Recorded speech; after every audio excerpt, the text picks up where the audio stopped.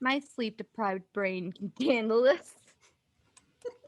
That's your opener right there. Hi, everyone, and welcome back to Deep Magic. We are almost close to our finale, so it'll be next one or the one after, depending on how fast this goes today. So I'm really excited about that. Thank you to my wonderful cast for being here with me and doing this all the time. I really appreciate all of you. You're And welcome. with that, I'm going to let them introduce themselves, starting with MJ. Hi, I'm MJ Bradley Lestrange. I'm a podcaster and writer. You can follow my work on certainpov.com. Awesome. And John. Hi, I'm Professor John Bradley Lestrange, TikToker, writer, professional nuisance. You can find me on TikTok at The History Wizard. Yes, our disaster tour guide for Mass Effect. Anyways, Rhea. Hi, I am Rhea Jasmine.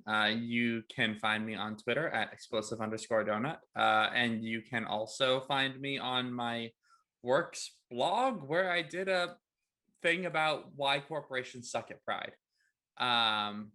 Because they do. That's true. Yeah. Go read all of that. And Velvet.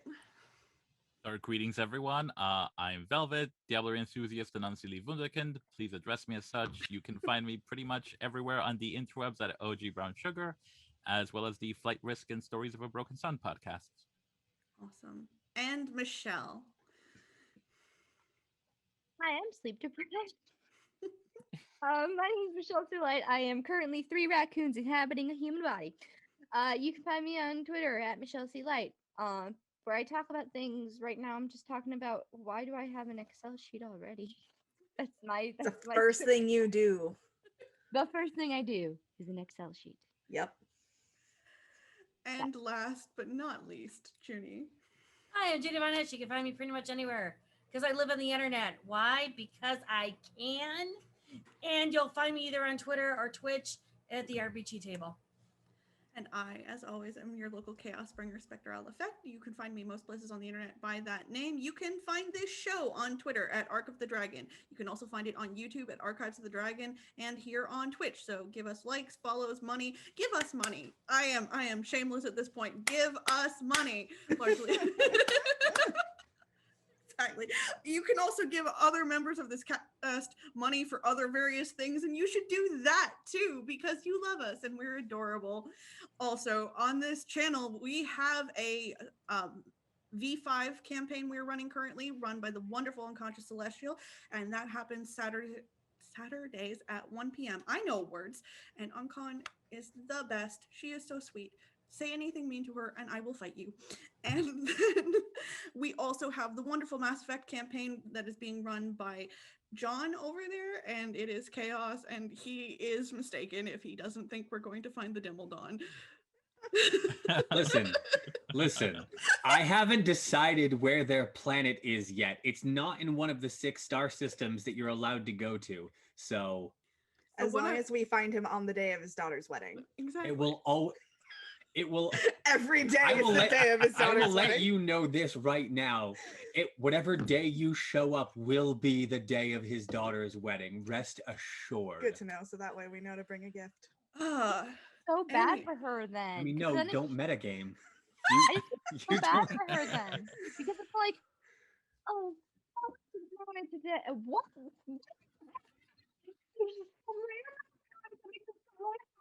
Today. It's okay. The days on Dimmeldon Prime are 12,000 hours long. It's a very long wedding. Yes. Anyways, didn't mean to get distracted on this tangent. All of our cast members do some amazing shows. Junie runs her own. Michelle has been in charge of Boston by Night, which had Velvet on it. Velvet is on every show ever. Go find Velvet. Like a plague. And MJ and John are on every podcast ever. So, find us on all your platforms. I'm adding professional podcast guest to my resume.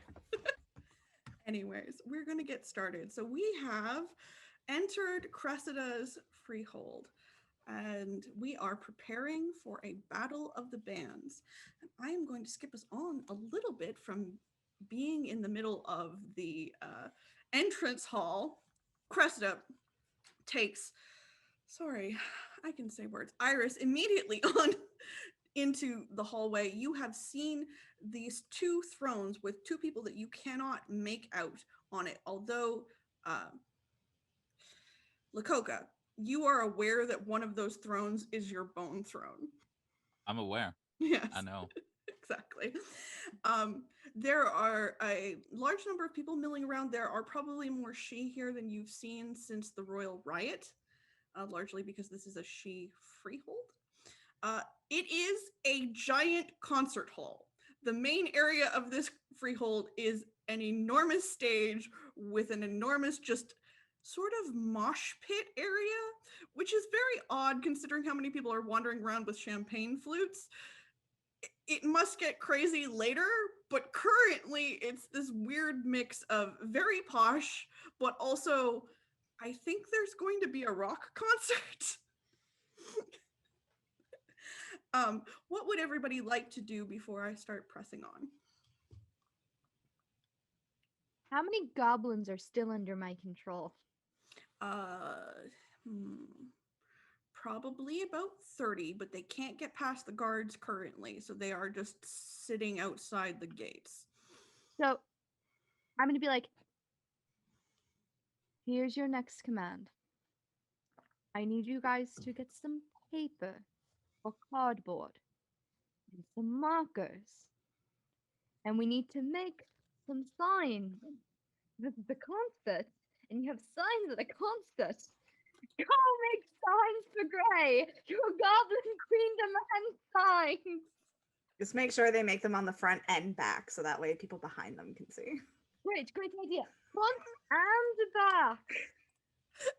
There's Everyone recruit more goblins to the goblin cause, otherwise murder them. there's some muttering between the goblins. Then they just take off into the town, like in this large mass of chaos. You think they understood the instructions. Perfect. Madden sidles up to Annunciata. So, should I ask you how you're feeling? Better. Good. That's all I wanted to hear. You looked like you were having a good time. I was. Right. Please don't scare me. Why would I want to scare you? Good. I'm just wanting to just establish that baseline. Let's just say 20 some odd years of pain, anger, and frustration was finally unleashed. That's not healthy. I mean, I was never I'm- in a healthy frame of mind anyhow. I'm glad you unleashed it on goblins. I guess. I want to do that again sometime. I will. No, I'm not gonna. No, and his brain just like clearly rebels at like planned murder. He's just like, I'm gonna go get a drink. Can I have one too? Oh yeah, what do you want? Bloody Mary. Right. I don't know what I was expecting. I just imagine Annunciata going, ooh, I'm mentally ill. No, I am nightmares. Yep. I will terrorize you all. The setup for this Battle of the Bands reminds me of the first night of Hollow Mass, which is a reference that this one person listening will get. Speaking of It's fine. you, John, you're in a room full of she Yes. and some of them are nobles. Yes. Are you trying to hide yourself in any way? I don't think. I think of all the things that are on my mind at the moment, goblins, the Battle of the Bands, getting to find the other two Lakokas, saving. It's not on my mind at all. That is the very far at the bottom of my priority list. So no, I think I'm still. I don't think I was ever shape changed out of OG Merking form, but It does fade after oh some time. well then however much time, I'm not trying to hide it. No, it's Okay. not. It's not on. No. It's not high on your priority list, and according to my dice, if it's not high on your priority list, the whispers are already starting to start behind you. So, That's fair. I don't notice it because I'm on the lookout for goblins. Does Anne hear it? yes, you definitely hear it, but it's definitely starting in the. Is that? No, it couldn't be.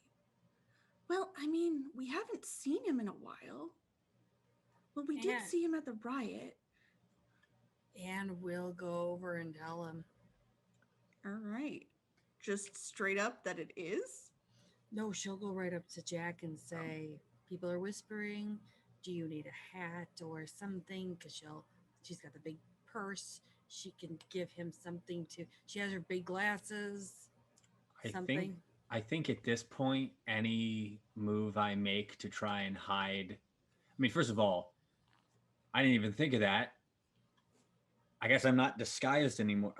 At this point, any move we make, I think, to hide who I am is just going to make the whispers more.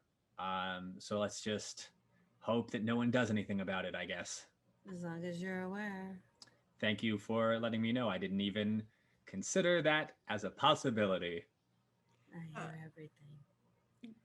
Gray, there is some space for the various performers to get ready backstage. So there is space there. You don't instantly have to go there. You are going to be towards the end of the program anyways. But like, if you wanted to go back there at any point, you are the only one of the party allowed to do so.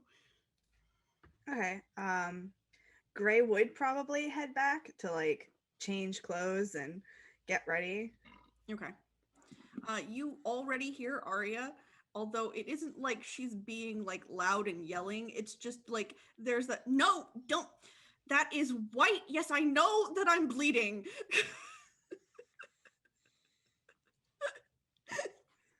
High class. Every time. There is definitely like racks of like costumes and stuff like that.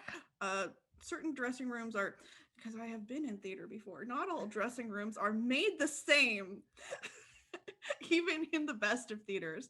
So there are definitely some dressing rooms that are just crammed with people, and then some dressing rooms where, like, for some reason or another, like Arya's, she's the only one in there because she is the main character of her own story. Mm-hmm.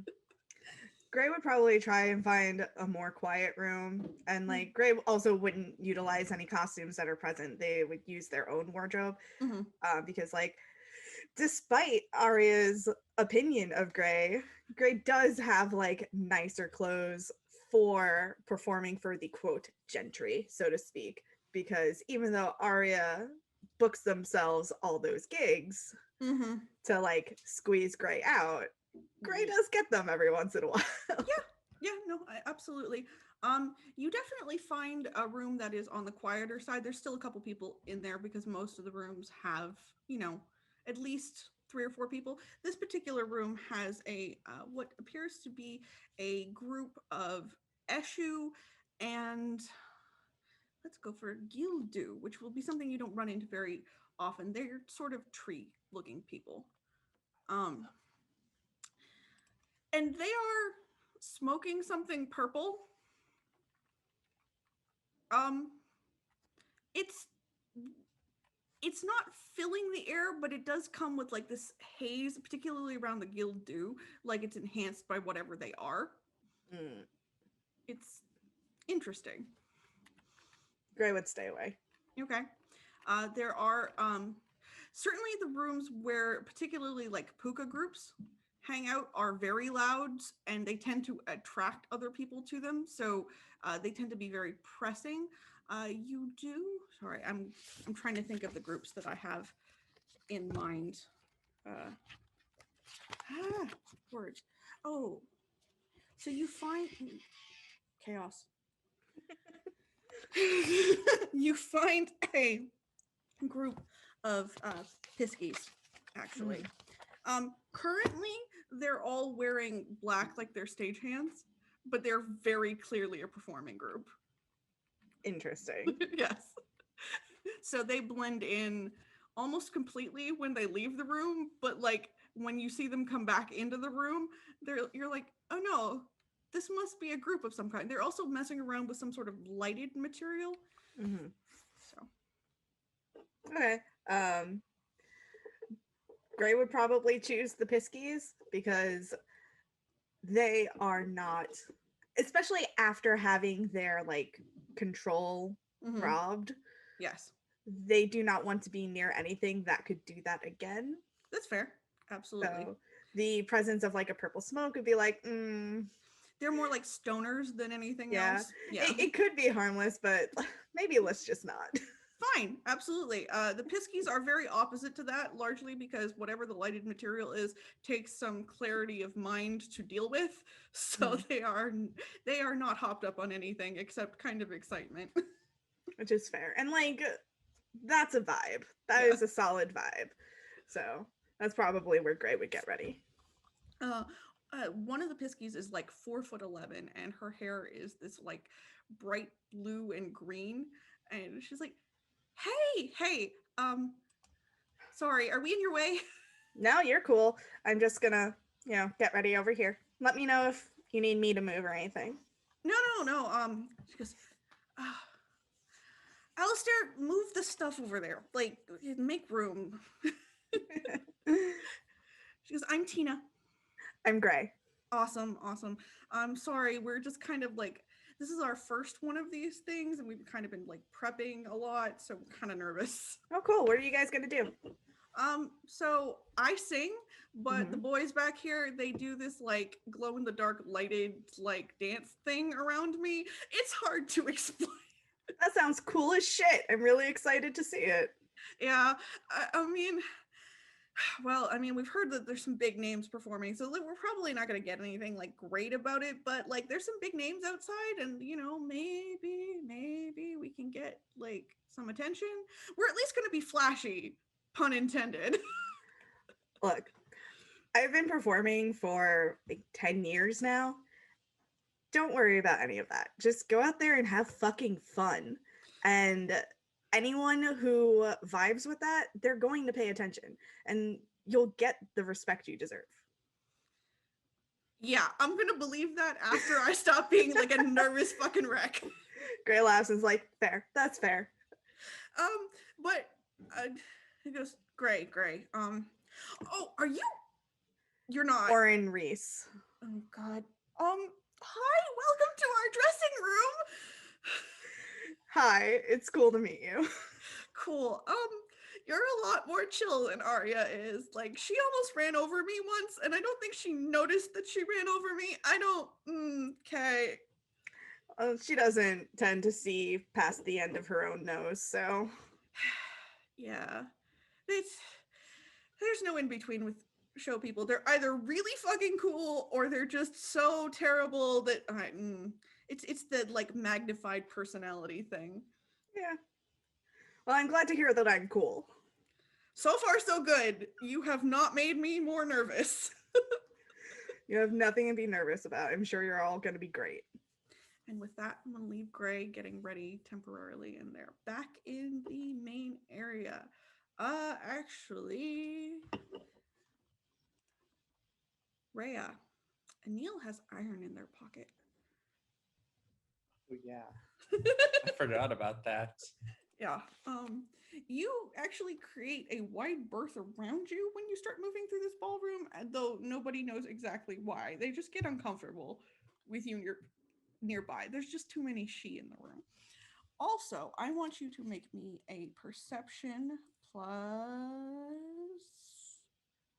alertness check. I'll also take investigation, but this is me saying that you can notice a thing, not that you're actively looking for it.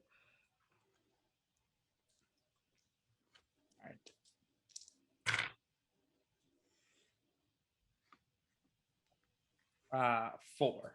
Okay. You are probably the only one in the party because you have the iron on you. The distortion around the two thrones, you still can't see who's on them, but it is definitely a man and a woman. You have two distinct shapes there.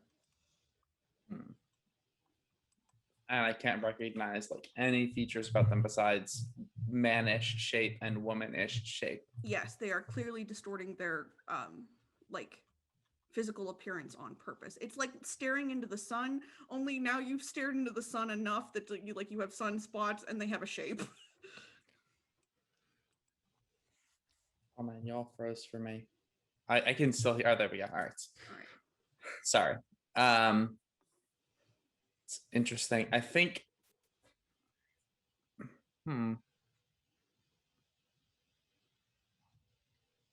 Anil will try to talk to Madden about this. Okay. Just be like, so the people on the thrones are some guy and some girl, probably. Turns his head to try and see them, and looks away like, oh, ow, bright. Yeah, it's they're a bit hard to see, but for some unknown reason, things are weird around me. Do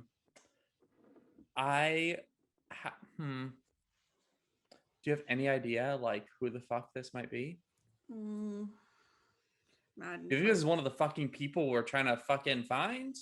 Madden turns his head again, frowns, and he's like, I can't tell. This isn't like the first time I've seen something that's loud like that.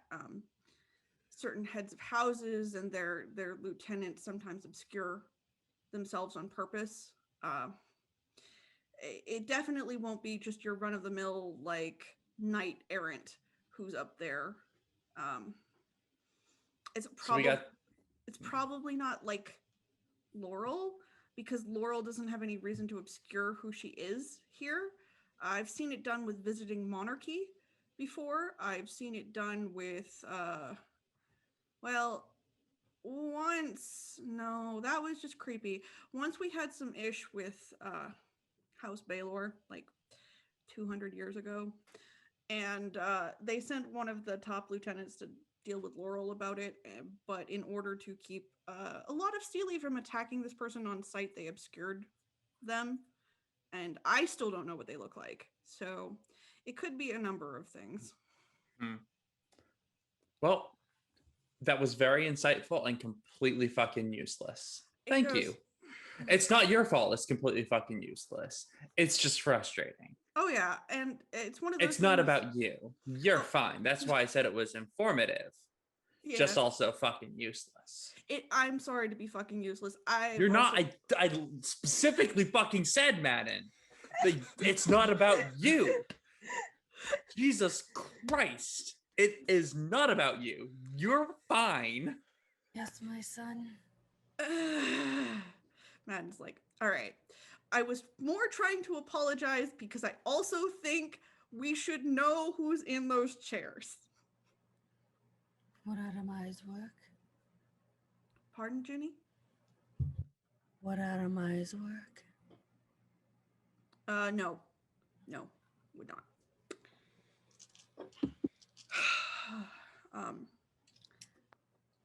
Lakota.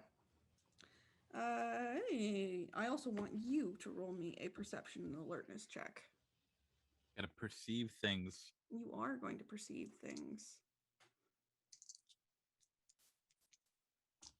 I'll use my special eyes.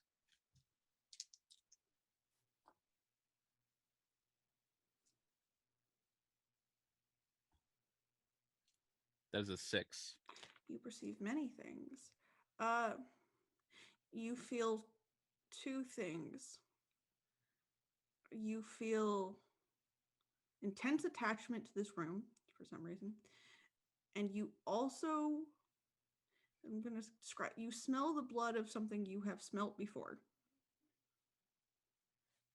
Yeah, is this just something I've smelled before, or is this like something I've eaten before? Something you've smelt before, because you definitely did not beat this person. A new challenger appears. It's definitely the red cap count you have met before. Gut Splicer. You're so ominous about it. Gut Splicer and I are homies. I'm just saying, Gut Splicer's here. I was gonna, yeah, no. If I recognize the smell, I will seek out Gut Splicer. I was gonna look for either a troll or a red cap to ask how to proceed about the throne. Because if I asked a she, they would just give me some she bullshit. Oh, there are definitely troll guards around here. There's kind of a fixture of upper nobility freeholds. No, but if I smell gut splash, I'll just make a beeline for him. All right. You can do that up to a point. Then you realize that you can smell him and he's sort of everywhere, but without serious investigation, you don't know where he is. He's been around.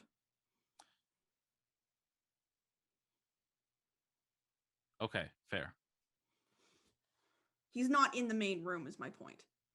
He is clearly not just sitting around being like, hello, I am the count of my freehold and I am here on official business. No, he's not doing that.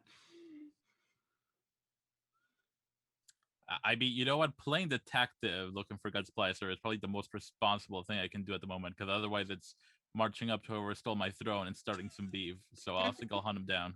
All right, cool. Junie,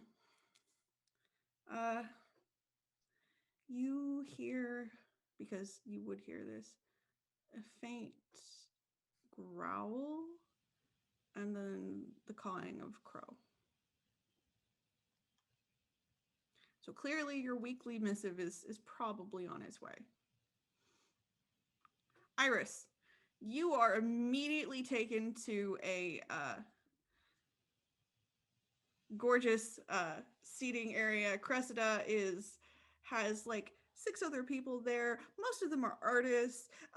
She is having a grand old time being the hostess of this whole thing. She is also not she's not the person who's like centering and orchestrating. She is like, you did this on my behalf. Oh, that's so sweet. When clearly like half her household has been engaged in managing this for like weeks.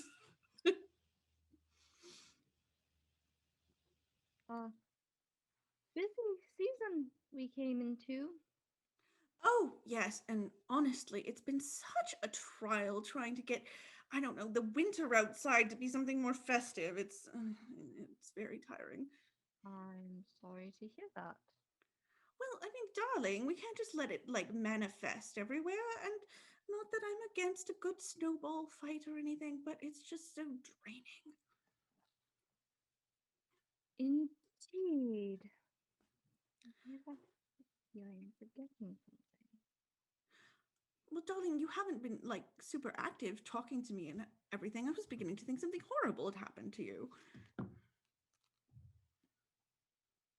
You know that I don't like lying. So I'm just gonna be quiet. Oh, I was about to say, I'm not lying to you, darling. I really was worried about you. I know you are. I know you are. We've known each other for so long. It just feels like it's been forever since I've seen you. That's all. Well, then have a drink, relax. It's going to be a wonderful concert, and you brought a friend who's going to be an amazing addition to the contest. That was such a brilliant idea. We have these 2 special guests here, although I can't quite remember their names. Anyways, they were insistent we make it into a contest, and it was a brilliant idea. Wait. Someone else suggested this? This wasn't your idea? Well, no, but like I can't have all the good ideas, darling. And you don't remember who it was? What? Well, they're right over there. Her name was, and then him, and she trails off. Anyways. Weird.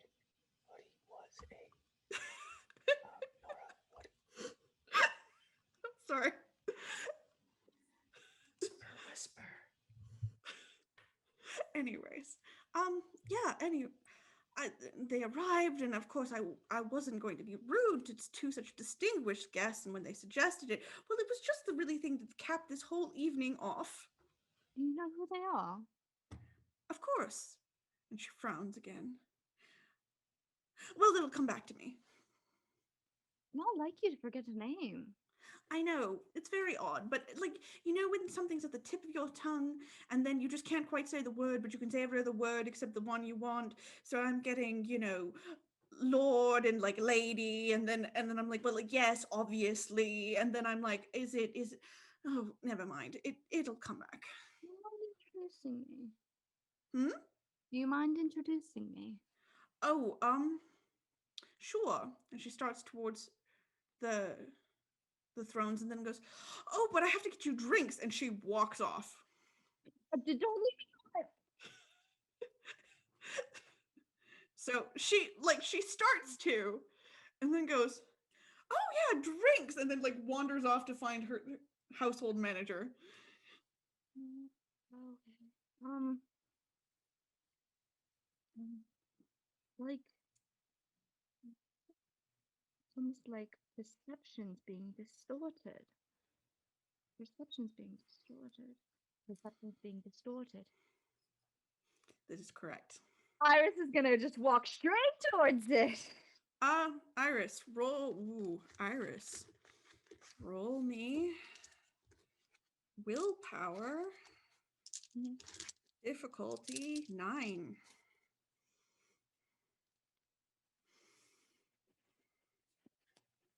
Come on, 10. Come on, 10. Excuse me. 1, 2, 3, 4. Nice. So you succeed, but superficial willpower is burnt off you regardless. So you keep walking. You get about halfway across the ballroom thinking about this, and you roll your willpower again. Wait, that's a D4. I was not gonna be able.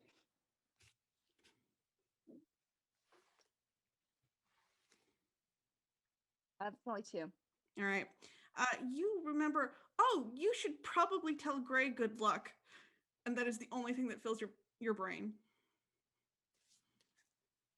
I should probably tell Greg good luck. What was I doing? Anil and Anuntiakata can't see this, but Anil, you definitely see Iris start and then stop.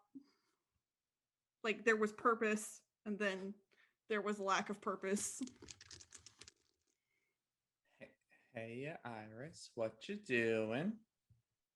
I don't remember. I feel like I was.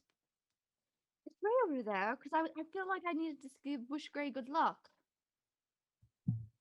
But I think they're actually over this way. I haven't wished them good luck either, so we can go do that together. okay, You feeling all right? it's the silliest thing. I forgot someone's name.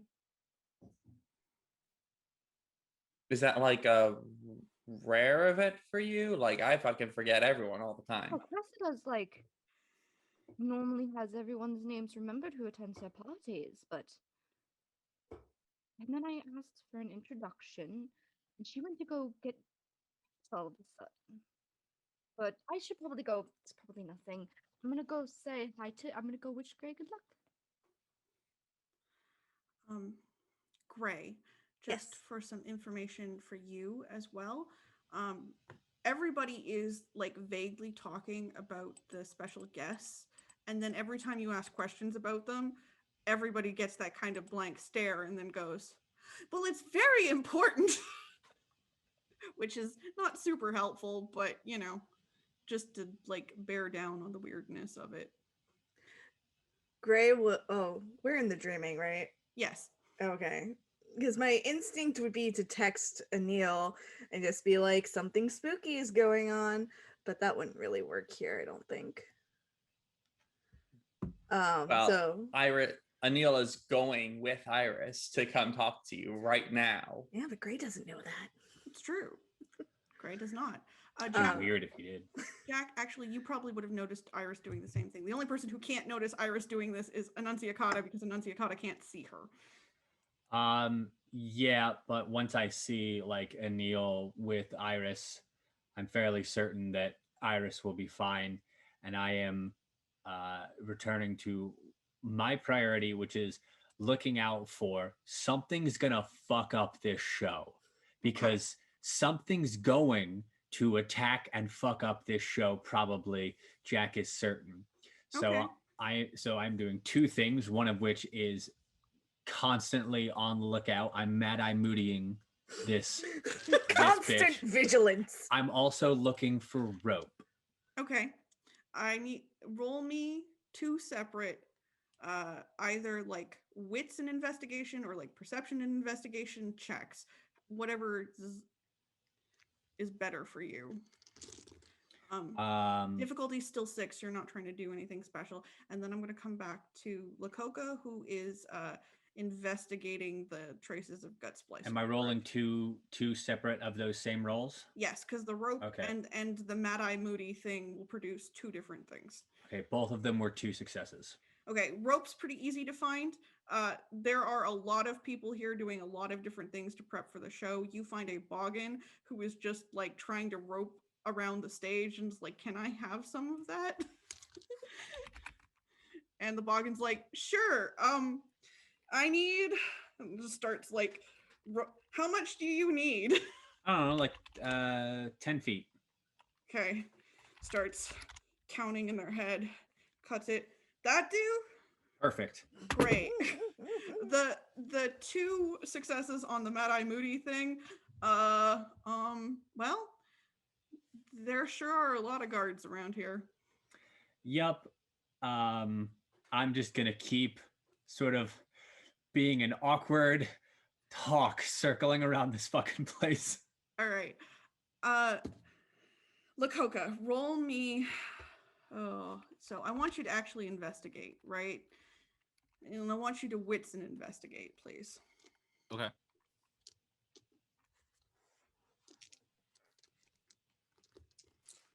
And then I'm going to roll a d20. Wait, It's a 3.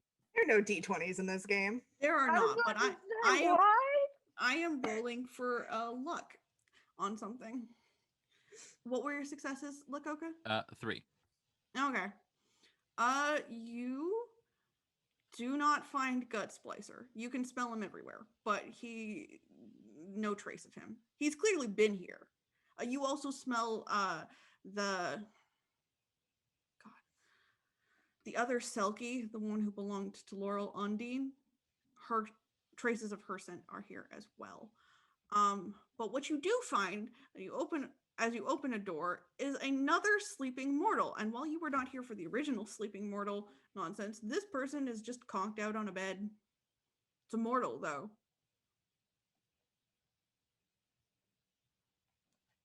Yeah, Huh. we never did anything about that the first time. I mean, they were dreamers for Cressida. There was nothing to like do about that. It's just a thing that like she have. I have dreamers. Yeah, I probably wouldn't have thought anything of it and just moved on. Cool. It's fair.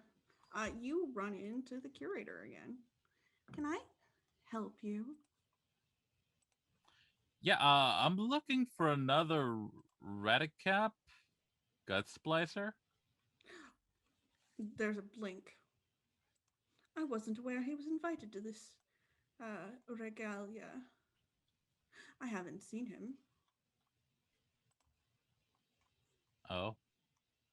It would be very interesting for his lordship to have taken an interest in such a trivial party. Speaking of party, there's some weird people that are very bright. One of them stole my shit. I'm trying to figure out what the protocols are for getting that back. She frowns because the party is not my domain. Whose domain is the party? The Lady Cressida, of course. Right. Well, by the time I hit the old dusty trail. She goes, that does seem to be a good idea. It's gonna be super awkward. I'm just gonna like back away, not breaking eye contact until like I find a corner and duck. She watches you until you do that, and if you peek back around the corner, she's just fucking gone. It's cool. I want to learn how to do that. Learn lots of Wayfair. Go damn. real fast. Go burr. I Exactly. guess I'll make my way back to like the main hall. Okay. At around about this point, they start flickering the lights in the main room. It is clearly like a 15-minute call. They're not like turning it all the way down or anything. Madden reappears next to Annunciacata and is like, I know you can't see the lights, but like they're flashing, so I think something's about to happen. Yeah, we have colors. Pardon? We have colors. We have colors? Colors. Oh, why do we have colors? The wolf and the crow are here. Oh. I don't. You know what? We're just gonna focus on supporting Gray. That's what we're gonna do. We're gonna focus on supporting Gray. At this point, there is this major chaos going on from the front gate, and it is 30 goblins with a variety of signs that say mostly what you wanted, but some of them say things like "down with the monarchy" and "we will not be Slavs," which, like, what? They clearly took some like creative liberty in their signage for Gray.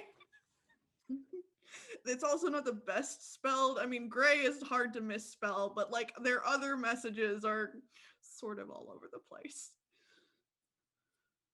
Also, the guards are busy trying to keep them out. So if Goblin Queen, you want to go get your supporters, you can hear this chaos. Iris is gonna walk out and she's like, "I did it." Yes, they did. Are these yours? They've accepted me as their leader. You know they're goblins, right? You know I don't care, right? Yeah. Okay. Well, if we let them in, they're your responsibility. Those are words that I am hearing, yes. Are they words you are consenting to? Cressida did tell me that I needed to take control of any goblins that came in here, so Cressida's already cool with this. Roll me some persuasion on this. Do I get to add my fast talking? Yep. Because Iris is like, so it's just persuasion? Oh, manipulation, persuasion, like the whole thing. Like, yeah, I know you're good at this. This is your thing. Roll all the things.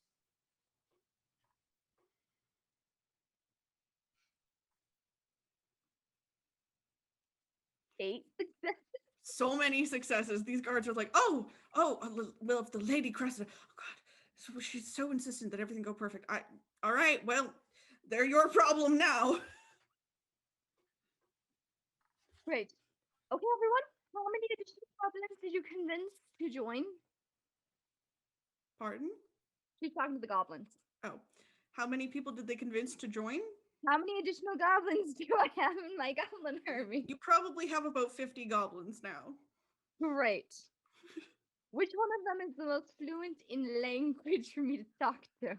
Oh, they can all speak English. They just tend to talk amongst themselves in their own private language because it's easier to make chaos that way.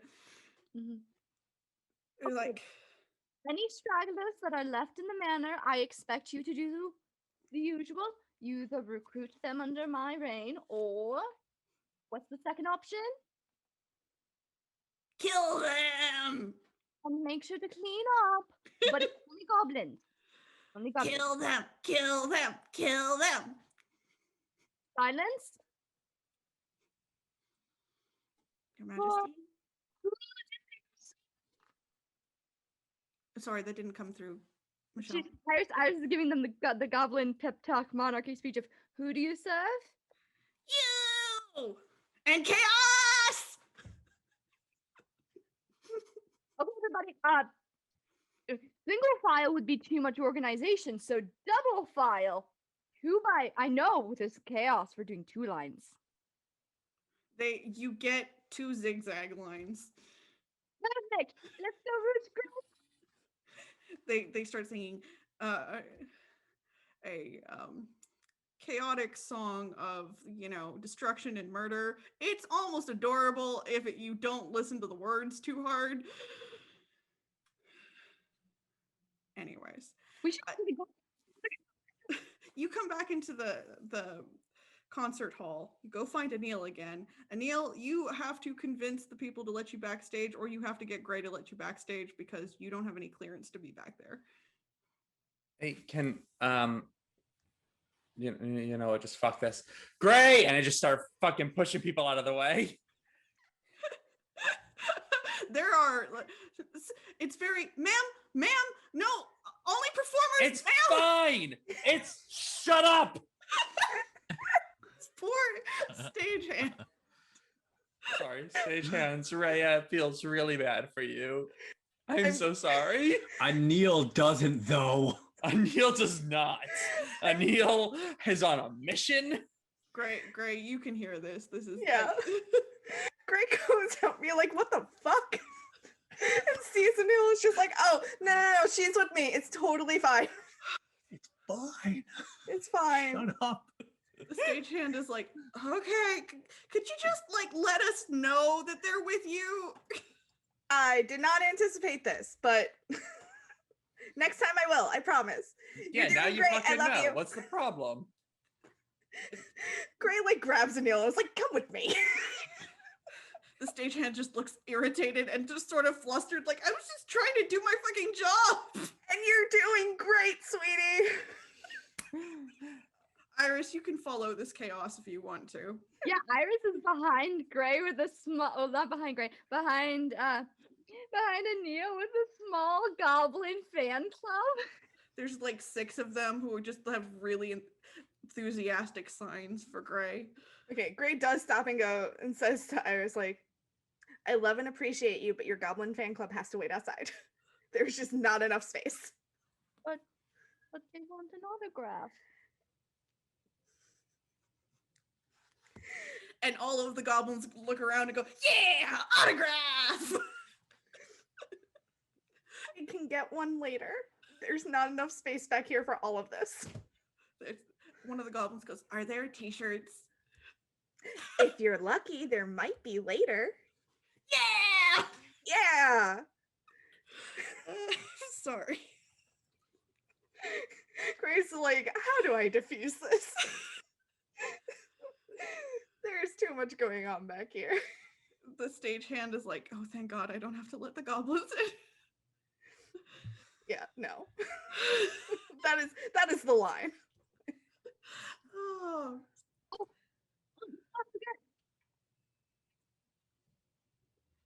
It didn't come through. Before I forget, what the bloody thing is wrong with my fucking mic? Oh, because it's trying to suppress background noise, and apparently I'm so high pitched it thinks I'm a dog. Oh, good. Okay. Best of luck, Gray.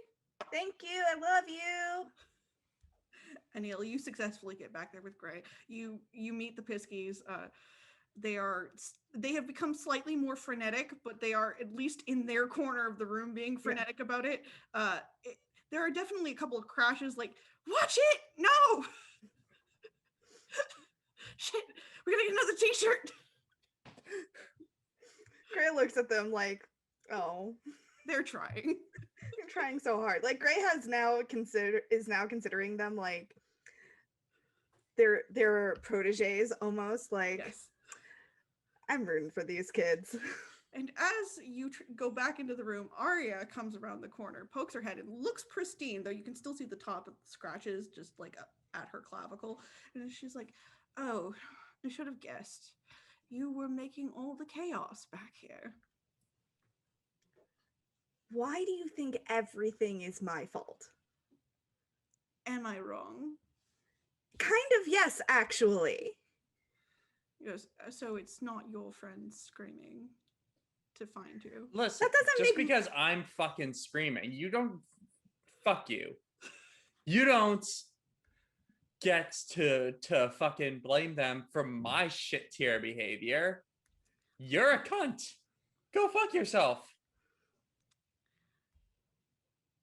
Arya just blinks at you. It's like, you know. Honestly, I shouldn't be surprised at the level of chaos you bring into my area and into my life. And you know, that's a great idea. I have a very excellent dildo. That did not connect for me. Anil MJ is just like, nope, that doesn't make any sense. Anil told her to fuck herself. Ah, Okay, Oh. but okay. As a response, it just didn't land for me. I'm That's sorry. Anyway, Gray just like glares at Arya because there's no fucking point in talking to her. There's literally no fucking point Nope. in talking to her, and Nope. just like grabs Anil by the hand and pulls him into the dressing room and closes the door behind her, and it's just Bye, like, have fun fantasizing about me, bitch. Your It's just ST loves like- you. I was supposed to be calming down. I was supposed to be calm. How can I help? Because I can't feel like some amount of this was caused by me. And Gray is definitely gonna be teasing when they say this. They're like, you cause any chaos? I know. I mean, Gasp! Tina pokes her head up and goes, "It's all right. You're right. Arya's a cunt." Arya Hey. is a cunt, and I hate her, and I don't know why she has. I don't know why. I try so hard. When we started out around the same time, and like I would go to all of her shows, and I would tell people to check her out, and then she just started booking shows at the same time as me if I had shows first, and stealing like half my audience and squeezing me out of every venue. And I don't know what her fucking problem is with me. some people just don't get along with some people. Like you tried your best. You tried to be fair, and some people don't fucking want that. We don't have to And be they're just gonna- besties. Well, yeah, but some people are gonna be antagonistic. I would settle for and- civility. And Anil gives Gray a kiss on the forehead. Oh. Gray just has this moment of like, oh. Everybody hears the 5 minutes. 5 minutes till show. 5 minutes. Gray shouts, "Thank you, 5." Iris wanted to wish you good luck as well, but she also seemed off. Gray just- like looks over at the Piskies and then like kind of tugs Anil into as much of a private corner as they can have in this room to then say like, Tina, there's hang on. Tina notices this and then goes, "Alistair, come on. Let's go set up our shit by the stage." And like all 4 of them file out of the room. Gray like blows them a kiss and like, "Bless you, you're great." And like as soon as the room is empty, Gray says to Neil like, "No, there is something seriously fucked up going on. No one can tell me anything about the special guests who are hosting this competition." So you know how like I carry some stuff around for a defensive measure that some people might find a war crime. And Gray tilts their head and says, "That's why you're my favorite war criminal." The fucking people on the thrones, just like I don't know, I can't like see them, which is weird. Cause like I can see like their big shapes, but like they're being obscured somehow. I don't know if that's connected, but it's at least weird. I agree. It is definitely weird and concerning. Something is gonna go down. I'm a little worried. Should I go find folks? And I don't want your performance to be messed up. So like where would it be best for our motley to be for you? I always feel better if you were all together looking out for each other. Yeah, that we will be. But where like do you want us to try to be more backstage? Do you want us to be like closer to the front or closer to the back? Near these motherfuckers? You won't really be able to come backstage. There's just too much going on, and I don't want any stage managers to yell at you again. I can't have you ruining my reputation. I'll ruin a lot. But I don't know. I think as long as you're all together and you're ready, then that's the best we can do. All right. I think I'll ask our folks to be a little bit closer to the stage. That way you're not separated from us either. That's fair. But yeah, like, does anybody else know what you know? Did you talk to anyone yet? I mean, I didn't really like. Iris was acting weird, but like Weird how? I Like well, she Iris was weird or like confused. So like that's not confused really in a way like Iris Iris. isn't. Yeah, confused in a way like Iris isn't. Nor like socially confused, which is really not her thing. Like I'm usually the socially confused one. No, she knows everyone. Yeah. So like, I'm thinking, I like didn't think anything of it too much, but like, I just wasn't sure if she talked to you about something or whatever, and that's why I brought it up. But you being concerned makes me concerned, so I'll gather folks up. I don't know if anyone else has seen or noticed anything. At this point, the show starts to like get ready, and you have maybe 2 minutes to get Rhea / Anil out of the stage area. Gray walks Anil out and is just, watch your backs, be cautious, and make sure everybody is on the same page. All right, you break a leg, you'll do great. I love you. Oh shit! and she runs. The lights start to go down on the main audience. Iris, it's a little harder to keep track of your goblins this way, largely because it's now dark in here.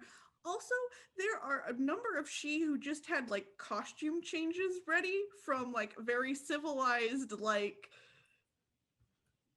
pretty primping people to like rock concert prepared. So like they went from one aesthetic to another with chicanery, most of them. It was like, this is a thing we are prepared to do, which is kind of hilarious in some ways. And for a second, the lights go very dark. And everybody but Annunciata freezes. And time seems to still, and Madden's trying to hand you a Bloody Mary, which you can feel, right? But he's not moving anymore. And someone glides up to you and touches the side of your arm and says, "It is time you met the third of us."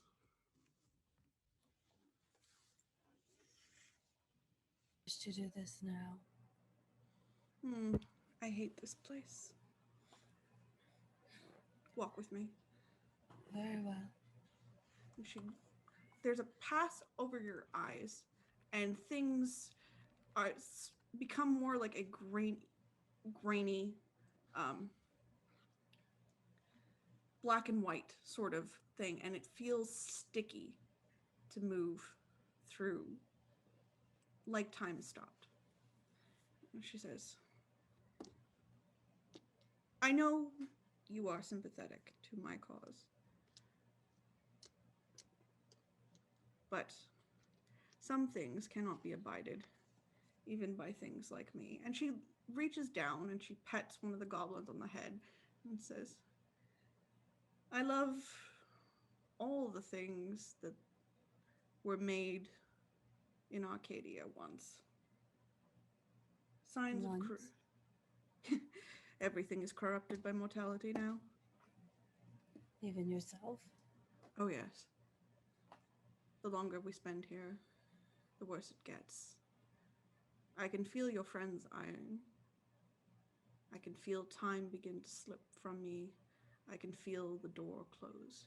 And there's this rushing wind, and you end up in this room that is honeycombed, and it is not people sleeping in beds. It is literally like stasis pods.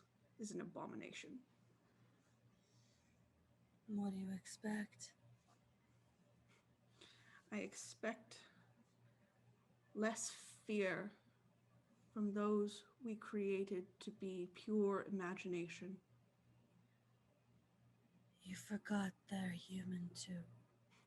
They That will was- always fear. That is humans. And that was their choice. There's no reason for it. But what do you expect them to do? Walk willingly? Your expectations are too high. I've always expected great things from great people. Death is only an adventure yet to take. Yes, but death for me is the last. My child, You know this. there is more to life than what can be touched and felt and seen. Sounds like Gray for a moment. I have faith.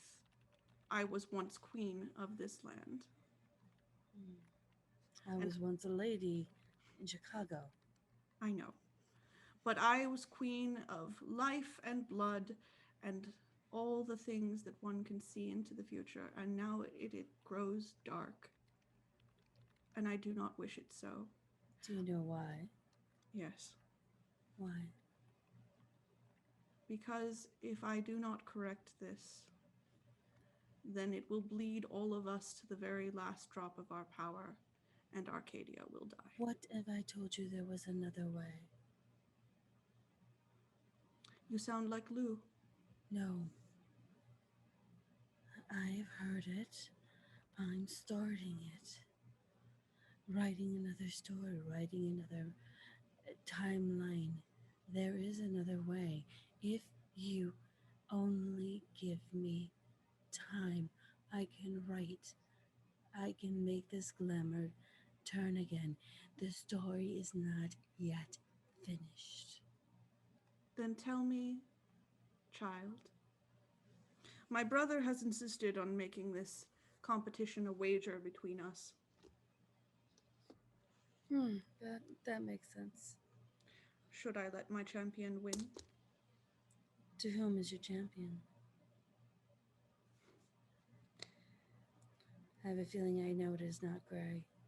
Gray would never accept my touch upon her. I know. I'm aware. Mikey Motley won't allow me to make a deal with you, and yet you know I have to make a choice at some point. I have chosen her rival for the drama of it. Oh, the no talent. She Really? has plenty of talent. She simply has very little manners. No, she's dark. She's corrupted. I've already pulled the card upon her, and she's not going to win. Said, oh, I see. So you think I should let my brother win? No. I think you both should come together, make an accord. I pulled the chariot just before you touched me. Willpower, opposing forces, and victory. Do you know what that means? It means you must find the truce of it all. Queen of Pentacles, come together and actually work together as a team. Because if you don't, you're dooming us all to repeating another lifetime of this endless squabble and bickery.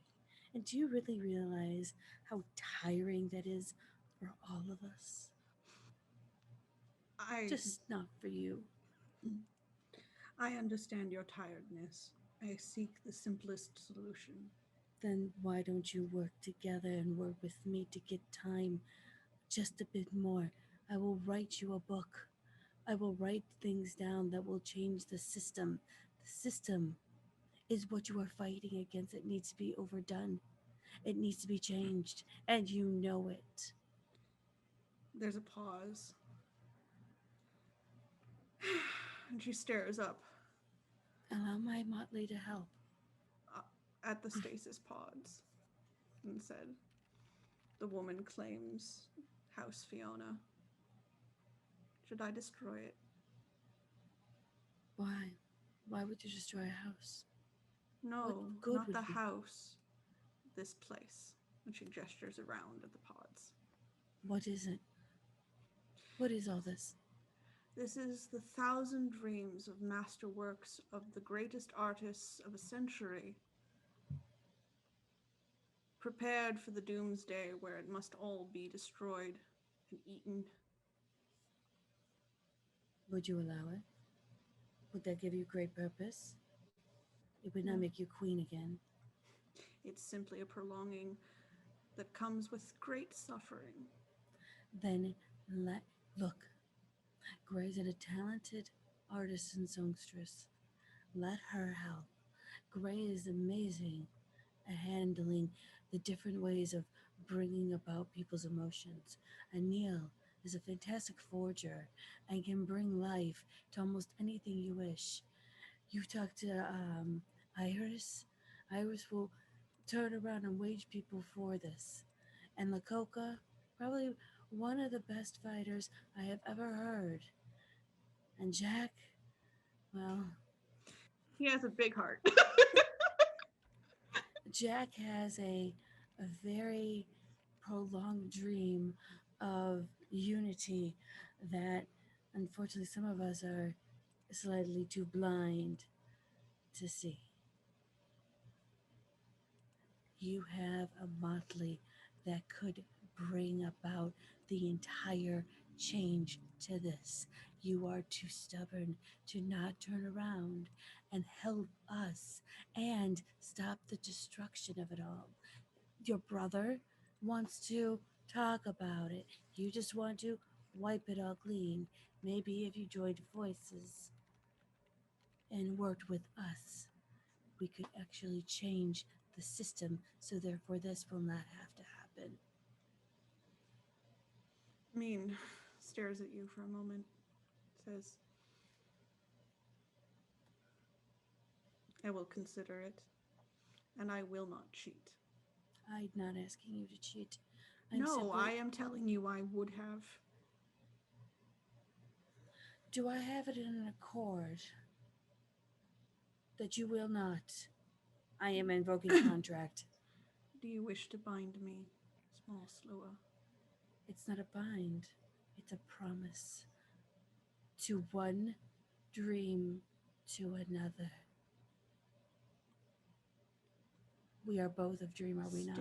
State the promise you desire of me specifically.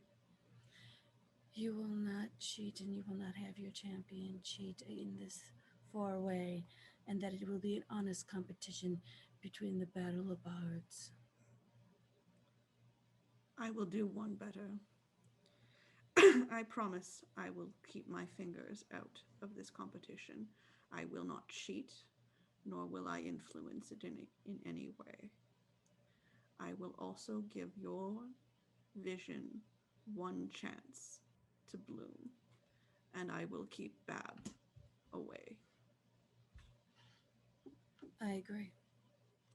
Then we have an accord, and you end up back in the concert hall next to Madden, and time speeds up again, and he hands you your drink, and we're going to go to break. See you all in 10 minutes. City has gotten too crowded, and now there's only one way out.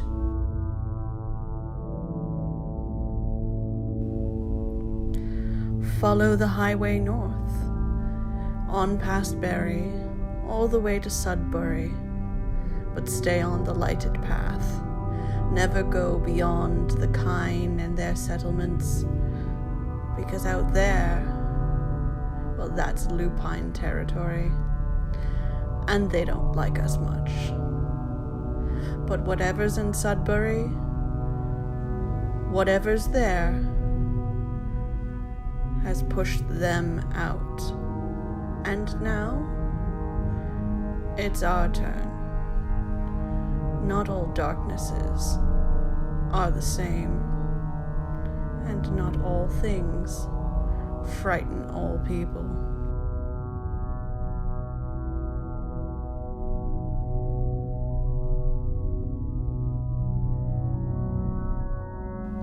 You never know what's behind closed doors, or what secrets you may find.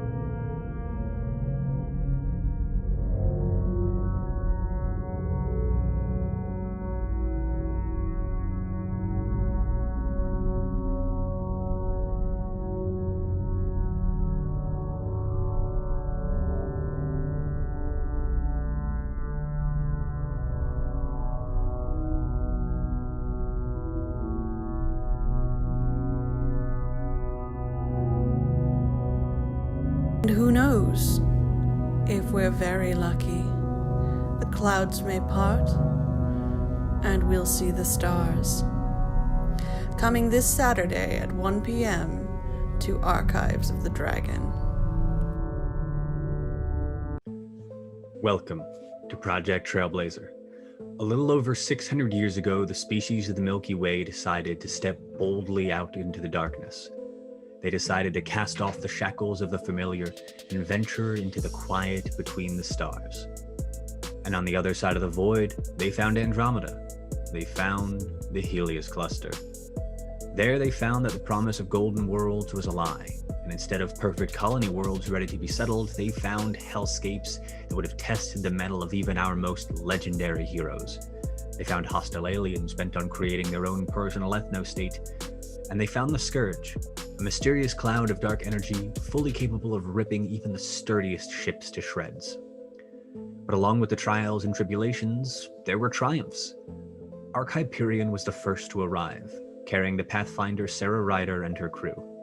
Together, they braved the wilds of Helios, discovered the intricate vault system in the Remnant, forgotten vestiges of the enigmatic Jardan. They met with and formed alliances with the indigenous Agara, who, along with the Remnant, were creations of the Jardan, and with their help, they broke the back of the Ket incursion.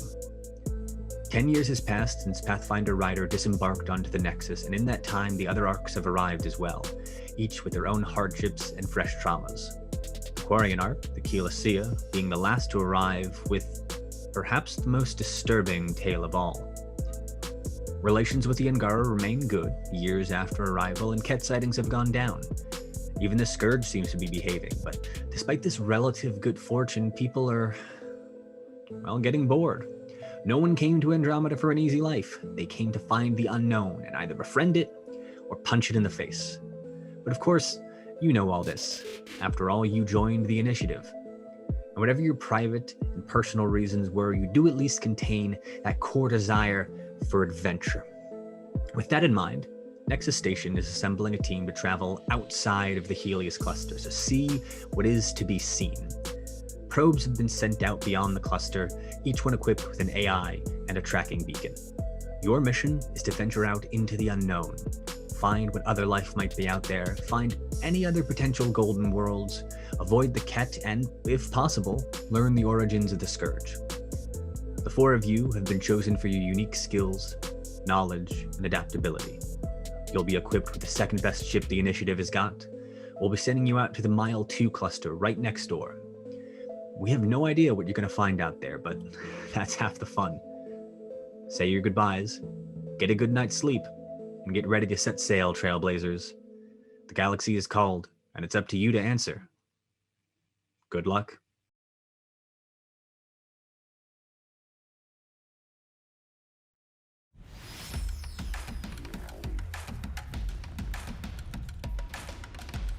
We picked up these four in Andromeda. You should see their service records. Dambra Sergal, aka The Experiment. Since arriving in Andromeda, they've been on a rampage across the galaxy in a quest for extreme thrills and science. Aviva Nar Vera, exile, thief, wanted on over a dozen counts of sneaking. What the hell? Alumi Druis has been traveling recently as Aviva Nar Vera's personal distraction / battering ram. Project 64144734, also known as Galatea. Who called her that? Herself, mostly. They're wanted largely on charges of tinkering, tailoring, and surgery. Oh, I'm sorry. I didn't know how this machine worked.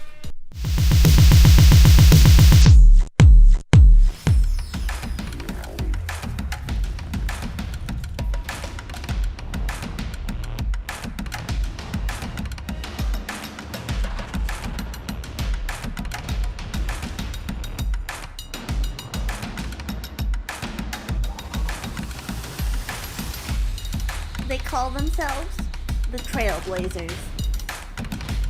What a bunch of a-holes.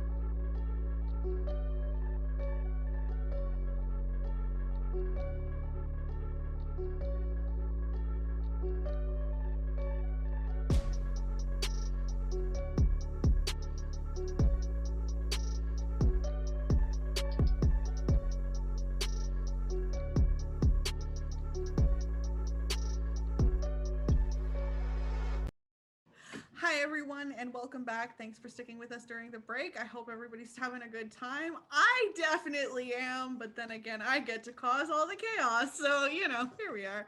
I'm going to give Anil a moment to organize. There's probably about 2 minutes, maybe, till the first act gets itself together and the host gets itself on stage. So, what are you doing? Anil will. Do I have anything that will allow me to? No. I wasn't sure if I had something that would like allow me to find people more easily. You can text them. You have a phone. I thought we were in the dreaming and for some reason it didn't work. No, you're No? fine. They look different, but like, you know. Oh, okay. All right. I will you're text. in the near dreaming still. Okay. I will text the Motley. Okay. And while also like be like, gather up, like gather here, gather towards the front of the stage. Let me know when you're there. I'm gonna try to find people who aren't checking their phones. Okay. Madden will get the message and tap Annunciata and go, Anil wants us to meet closer to the stage. Is there... Are you okay? Oh shit. I know why we're here. Oh dear. It's a bet. It's a I what? just bound a goddess to a contract.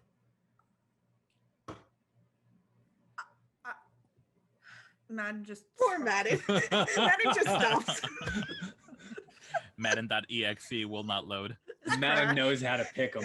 Error 404. Yep. He looks at the phone, looks at Annunciata, not that Annunciata can see this, looks at the phone and goes, well, meeting Anil is something I can deal with. So... Text this. Okay. Siblings made this a bet. Root for Gray as much as you can. Get everyone to chant for Gray. Gray has to win.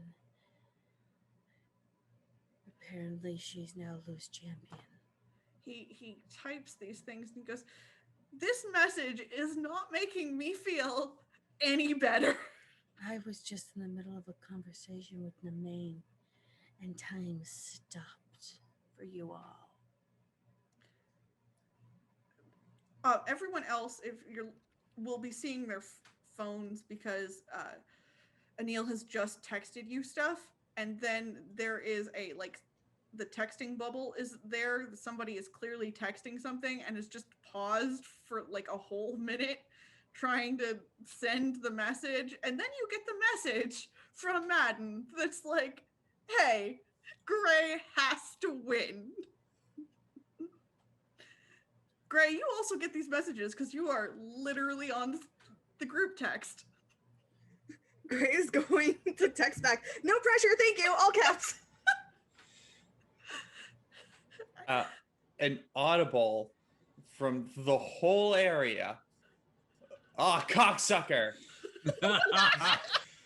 Jack heads to the sound of cocksucker. Yeah. Dust my ears, hear me. I think I hear Anil giving me their position. Yep. Mine's like, I am definitely heading towards the swearing. Come on. Iris is gonna follow with her 50 goblins.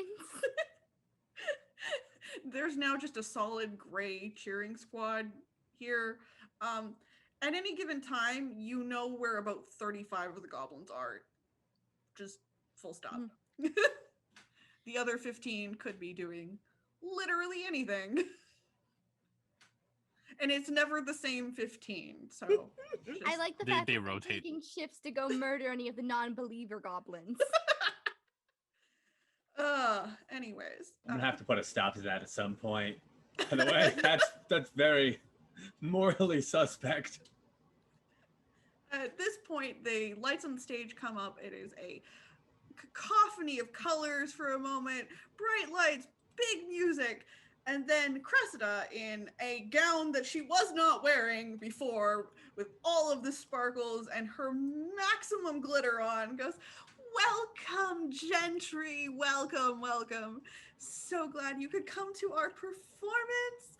We are honored to be hosting this rather impromptu competition for you. It's been a tough year for everyone, but we are excited to get your spirits up." And then the two people who are too bright to look at literally rise out of their chairs, and everybody can see them because they are literally as bright as the sun, which was odd because when it got dark, they seemed to go out for a minute. And he goes, "Welcome, all. We are honored by your presence. Tonight, we choose a champion, and by this champion, we bind our fate." And Jack quietly says, "Fuck." Which doesn't do anything to the audience, but Annunciata, you definitely know that they just sealed a contract with each other. It's done. The contract's fixed. So, Cressida goes, "Yes, and she seems a little nonplussed by what happened. Thank you for your wonderful patronage. It's always such an honor to have fans of the arts come out to our wonderful performances. So, without any further ado, we're gonna let Marianne get you started, and let's get everyone excited. Everybody give me a cheer!" And like the audience kind of gives like a half-hearted woo because they're very confused at this particular moment. And then Chris is like, "No, come on, better than that." And she turns on essentially her sovereign powers and says, "I said everyone give me a cheer." Yeah. Anil, start yelling like you've never yelled before. Can I spend a point of my own glamour to invoke emotions of extreme cheering? Yes. Whatever emotion that is. We'll call that emotion hype. I'm gonna invoke hype. And the color that I'm gonna use for the aura for it is like Gray's signature colors of the band, and like light up our section with the emotions of hypa. All right, the audience, after Cressida like pushes on it and Iris pushes on it, suddenly there's like a party atmosphere. So it went from confused to yeah, which is very, it's a she party. What do you want? And sorry. Can Anil craft like a megaphone sort of thing just to amplify her voice? Roll me some intelligence and craft. All right. Did the shiny fucks go up on stage? More than one. Did the what? Did the shiny fucks go up on stage? No. They stood up from their chairs, and then they went out again when they sat down, like they're literal light bulbs. Can I tell which one is sitting in my chair? Oh well, no, because only Anil can tell which one is male and which one is female. I mean, I think we can guess which one is sitting in your bone throne. Yeah. True. 6. Yes. So you are surrounded by literal goblins who are the negative versions of knockers in general. So they are just like coated and carrying a whole bunch of stuff, and like as one goes by in their state of super hype for their goblin queen, you like literally just pick things off them until you come up with enough stuff to create a megaphone, and yeah, you've got a megaphone. Can I use that same role to try and craft other sort of like fanfare devices Sure. for the people that are near me, like Yeah, as long for as you're the trying- motley? As long as you're trying to do fairly rudimentary stuff, then yeah. Yeah, Don't build me a computer, okay? I'm not. I just want like Clackers and sound noisemakers. amplification devices and Yes. some bells or something, whatever the fuck. You get like one like pot and pan like noise making thing because it's just random shit goblins have. Like I'll give that to Lakoka. look, you get like you manage to make a fairly solid noisemaker, you manage to make a fairly solid megaphone, you manage to make like a string of light things that can flash on and off. You can probably shape them into words if you want to, but like you can get some lights going, you know. Yeah, I think you can't see it because I'm pointing off camera. But I was pointing at Michelle's background. Yep. Anyways, at this point, Marianne walks on stage, and then Marianne walks on stage, and then Marianne walks on stage and says, "How are we doing tonight?" And of course, the emotion of hype has been infected in the crowd, so they're just screaming, and Marianne's like, "Great! Y'all are already my best audience." She proceeds to do a series of, I would call it sleight of hand, but legitimately, she seems to be somebody who can merge in and out of herself and come out with various different like personalities every time. So it's just very much the like many stages of Marianne's mind. And also, literally nobody, unless you're very, very good at this, can tell if she is multiple people or just one Marianne. Anantiakata, for you, this will probably not be the most fun. You can hear multiple voices coming of the same voice, but you can't actually see the magic trick that she's doing. At which point, she judges the audience to be fairly well warmed up, and you start the singing competitions. Now, Gray and, sorry, my mind is just Aria. There we go. I know names. I swear I do. Will be going last, but you are kicked off by a Cluricon group that you saw earlier who literally wounded Jack to the heart because, you know, they're Cluricons. And They were mean. They were mean, and they were starting shit. I'm trying my best. However, they have a very well done, so I'm trying to think of the word for this, but it's almost like a limerick type song that they do in the round, and it's really like the harmonies are amazing, A++, but it sounds very bawdy, and it's mostly the audience just cackling because it's not really like great singing, but it is very funny. Tina and her group do a combination dance and sort of like hip hop number, and the boys are really good, but Tina's still a little nervous. Like her voice shakes in places. Ray is cheering the loudest from the back and just like, "You go, baby!" Yeah. Like Gray is throwing everything into this cheer. She's clearly got what it takes, but like the crowd is kind of too big for her at this point. Like if the crowd was maybe half this size, she would definitely have the swagger.